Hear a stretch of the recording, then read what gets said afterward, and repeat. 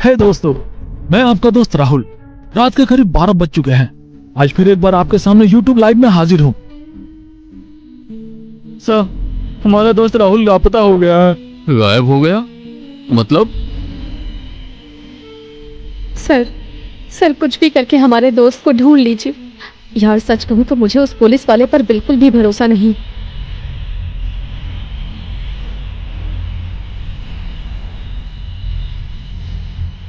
हम वहां जाएंगे, पर अपनी सुरक्षा का पूरा ध्यान रखेंगे।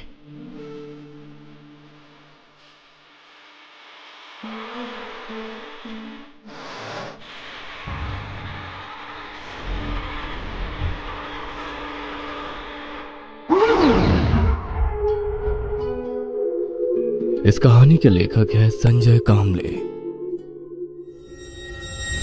राहुल कहाँ हो तुम?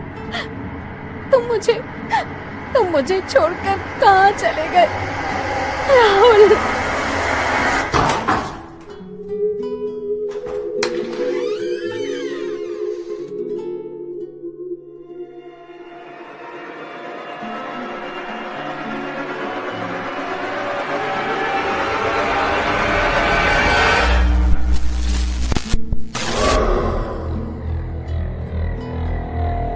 ये लाइट को क्या हुआ? शायद कहीं पर शॉर्ट सर्किट हुआ होगा, इसीलिए पूरे इलाके की बिजली चली गई है।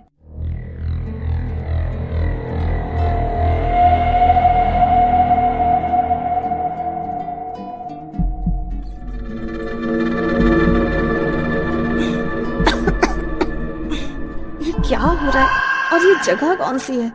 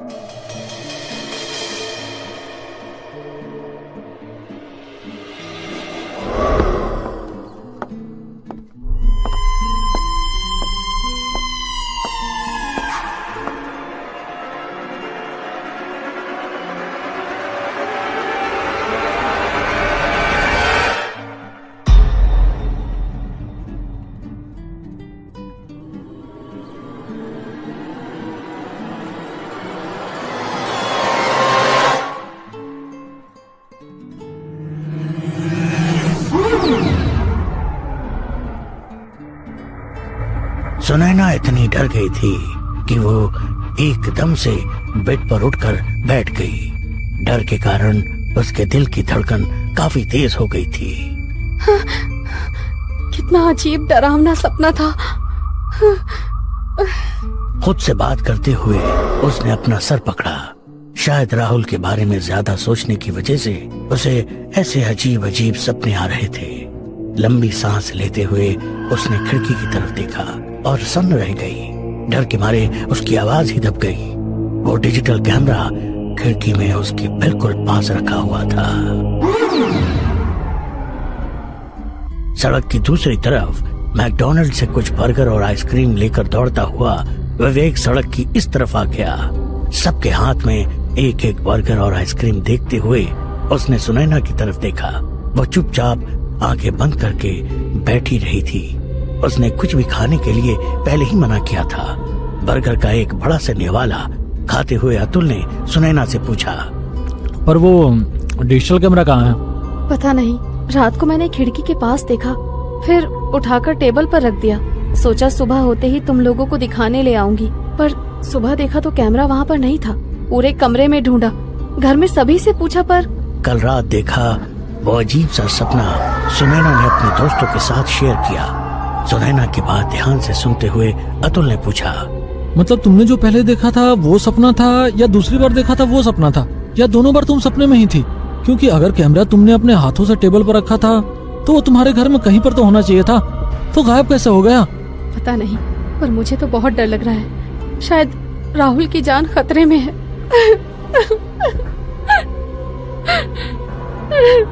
पीछे के सीट पर सचिन के कंधे पर सर रखकर बैठी हुई राधिका ने आइसक्रीम खाते हुए सबसे पूछा, राहुल के बारे में पूछने के लिए उस इंस्पेक्टर ने किसी को कॉल किया था क्या? उसकी बात सुनकर सभी ने नामे गर्दन हिलाया। आगे की सीट पर आंखें बंद कर बैठी सुनैना नाराज होकर बोली, यार सच कहूँ तो मुझे उस पुलिस वाले पर बिल्कुल भी भरोसा नहीं है। मुझे नहीं लगता वो राहुल को ढूंढने की कोशिश भी करेगा। सुनैना की उदासी भरी आवाज सुनकर सचिन ने कहा, क्यों ना हम खुद राहुल को ढूंढने की कोशिश करें? तुम्हारा दिमाग तो ठिकाने है ना? विवेक भी सचिन की बात सुनकर थोड़ा गुस्सा हुआ और सुनैना को उसका आइडिया पसंद आया। झट से अपनी आंखें खोली और पीछे मुड़कर देखते हुए सचिन से पूछा, पर वो कैसे? सुनैना, इसके साथ तू भी पागल हो गई है क्या? हम सब रात उस जगह जाएंगे और राहुल की तलाश करेंगे। सचिन की बात सुनकर राधिका ने गुस्से में आंख बबूला होते हुए जोर से सचिन का हाथ दबाया। हाँ, ताकि वो भूत हमें भी गायब कर दें, है ना? बड़ा ही बेतुका आइडिया है। विवेक दोबारा गुस्सा हुआ। विवेक की बात सुनकर राधिका ने कहा, मुझे लगता है विवेक ठीक ही कह रहा है। हमें उसकी बात मान लेनी चाहिए। चाहे तो हम दोबारा से पुलिस स्टेशन में जाकर उस इंस्पेक्टर से रिक्वेस्ट कर सकते हैं, क्योंकि ये पुलिस का काम है। राधिका की बात सुनकर सचिन ने उसे समझाया, राधिका, राहुल पुलिस का दोस्त नहीं था, बल्कि हमारा दोस्त था। पुलिस को उसकी कोई फिक्र नहीं है। अगर हम दोबारा पुलिस स्टेशन गए तो उस पुलिस वाले को ये भी याद नहीं होगा कि हम पिछली बार किस लिए आए थे। सचिन की बात सुनकर राधिका एकदम से चुप हो गई। उसके पास बोलने के लिए कुछ भी नहीं था। सचिन ने दोबारा अपने दोस्तों की तरफ देखकर कहा, हम वहाँ जाएंगे, पर अपनी सुरक्षा का पूरा ध्यान रखेंगे। हमारे साथ मोबाइल तो होगा ही, साथ ही 2 एक्स्ट्रा कैमरे और ईयरफोन, जिससे कॉन्फ्रेंस कॉल में हम सभी एक दूसरे से कनेक्ट रहेंगे। साथ ही कुछ और चीज लेकर जाएंगे। सचिन की बात सुनकर अतुल ने पूछा, पर उससे क्या होगा? अपने दोस्तों की तरफ देखते हुए सुनैना ने कहा, इससे हमें ये पता चलेगा कि आखिर उस जगह होता क्या है।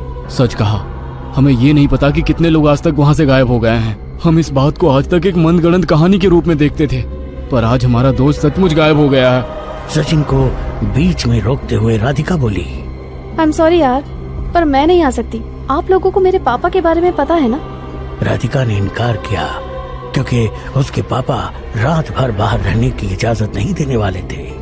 उसकी तरफ देखते हुए सुनैना ने कहा, कोई बात नहीं राधिका, हम समझ सकते हैं। सभी की ओर देखते हुए सचिन ने कहा, गाइज, मैं इंटरनेट से उस जगह के और वहाँ के रहने के लिए जो रूल्स हैं, उनके बारे में पूरी जानकारी लेता हूँ।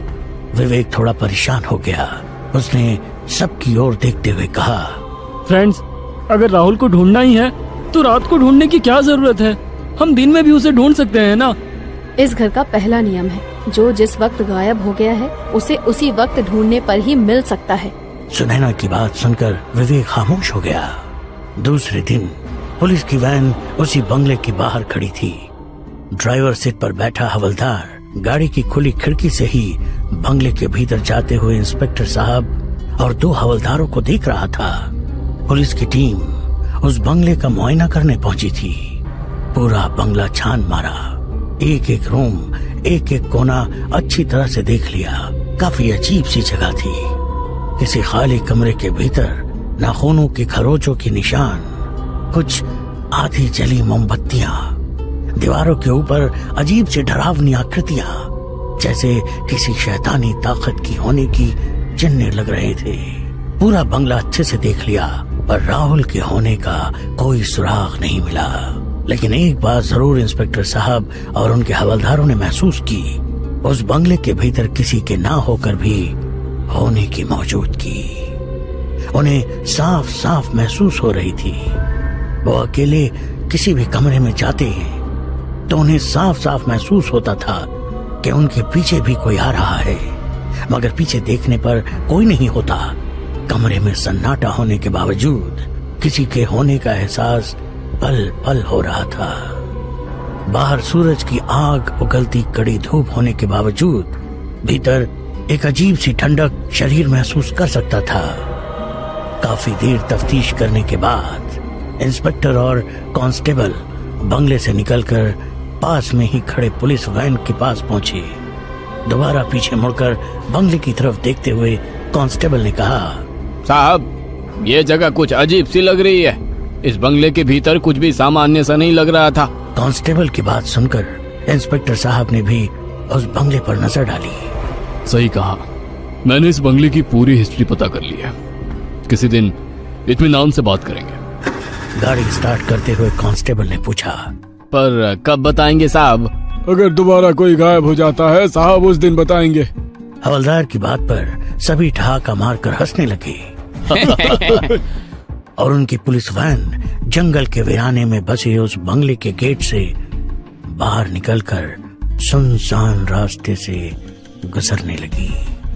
गाड़ी से ही उस बंगले की तरफ झांकते हुए इंस्पेक्टर साहब बोले, हद है यार, ये भूत इतने वीराने में सन्नाटे में इंसानों से दूर रहते हैं, फिर भी इंसान उन्हें ढूंढते हुए यहाँ तक पहुँच जाते हैं।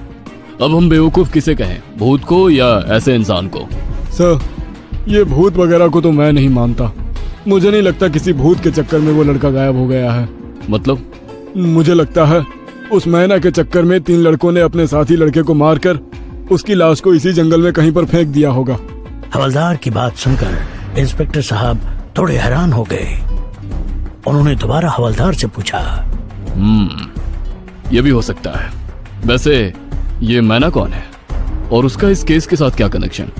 इंस्पेक्टर साहब की तरफ देखते हुए धीमी आवाज में हवलदार ने मुस्कुराते हुए कहा, साहब, वही सबसे खूबसूरत लड़की, सुनहरे रेशमी बाल, चांदी की तरह बेदाग गोरा रंग, वही जो नीली जींस और जामुनी रंग का शर्ट पहनकर आपके सामने वाली कुर्सी पर बैठी थी, जो अपना सर पकड़कर फूट फूट कर रो रही थी, वही जो अपने दोनों हाथ आपके सामने जोड़कर अपने दोस्त को ढूंढने के लिए विनती कर रही थी। ड्राइवर की बात सुनकर इंस्पेक्टर साहब को सब कुछ याद आ गया। हवलदार की तरफ देखते हुए उन्होंने कहा, अरे हवलदार जी, उसका नाम मैना नहीं, नैना, मेरा मतलब सुनैना है।